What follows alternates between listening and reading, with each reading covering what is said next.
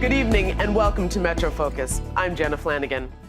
After a school year that was tragically defined by the mass shootings in Parkland and Santa Fe, school districts across the country have been adapting to try to make their classrooms more secure.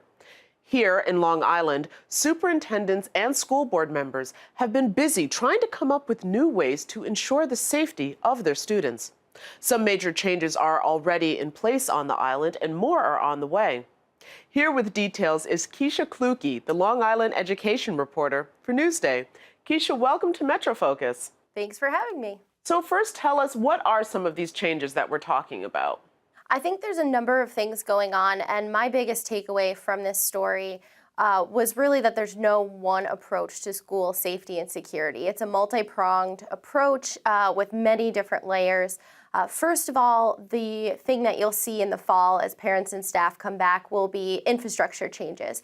A number of districts are putting in place more security cameras.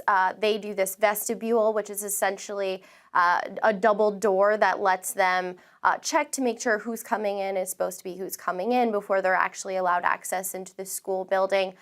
Some are going as far as having armed guards. Massapequa just voted to have armed guards. A number of districts are choosing to do that. Also, just different things that you wouldn't actually think about, like, for example, if there are glass walls around classrooms, they're now replacing them with walls that you can't see through, or in some cases, glass that has some sort of measure on it that is bulletproof, although bulletproof glass is very expensive, so not many districts are doing that. Well, there would, of course, be the pushback that while all of these security improvements that are being made to keep students safe are also going to keep students from feeling safe within their school. A school's not supposed to be a fortress. It's supposed to be a center for learning and expression and growing. And all of that, some parents might say, is antithetical to their young person developing into an adult. It's definitely a balance, and that's what we heard, as all of the districts across the country, as well as on Long Island, are very different. That's one of the reasons why the state isn't necessarily telling districts what they're supposed to do. They want it to come from the community and what the community feels comfortable with. Some community members want to have those metal detectors and want to have that. Some students feel more safe knowing that there's an officer in the building. Some really want to have more of that hands-off approach. There are a number of electronic apps going on that schools are signing on to. For example, this Rave Panic button. Suffolk County just announced that it's providing funding for school districts that would like to use the app to do so. And Nassau County actually already has almost all of its public school districts using this.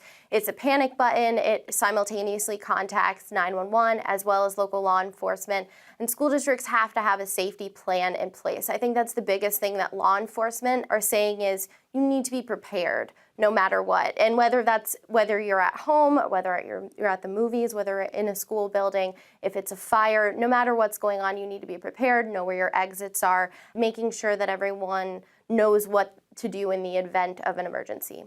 Now, with so much attention, effort, and of course money going into hardening the school exterior, unfortunately, a lot of times what we see with these school shootings is that they're committed by either students or former students, and that there was an issue with the young person at home or in the school before the shooting took place. Is there anything being put into any kind of preventative measure there? I think there's a few things going on. Number one, staff trainings to better identify the difference between a threat and a kid just blowing off steam. I think we all say things, and especially 15, 16-year-old, you tend to kind of go off. And then also, New York State became the first state in the nation to require mental health curriculum within the school districts. That will take place starting this fall.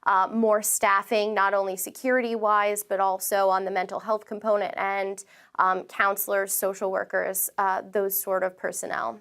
Have you gotten a chance to get a sense from parents, but more importantly, students? How do they feel about going back to school with all of these changes that are intended to make them feel safer?